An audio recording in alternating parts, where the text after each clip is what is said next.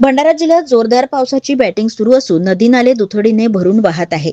त्यामुळे सखल भागात पाणी साचले आहे आणि नागरिकांच्या घरात पाणी शिरले असून परिणामी भंडारा जिल्ह्याची जीवनदायी मानली जाणारी वैनगंगा नदीने धोका पातळी ओलांडली आहे. गोसेखुर्द धरणाचे संपूर्ण दरवाजे उघडण्यात आले आणि त्यामुळे जिल्हा प्रशासनाकडून नदी नाले ओलांडत असताना किंवा आवागमन करीत असताना सतर्कता बाळगावी असे वारंवार सूचना देण्यात आल्या. तरीही या नियमांना पायदळी तुडवत नागरिक मनमानी करीत असल्याचे दिसून येत आहे.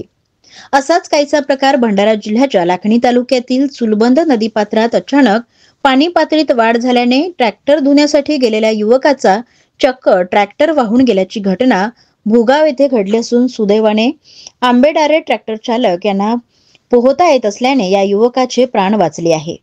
ट्रॅक्टर मालकाचे नाव शंकर कुंडलिक गोटे फोडे आहे. तर घटनास्थळी बघ्यांची गर्दी झाली होती.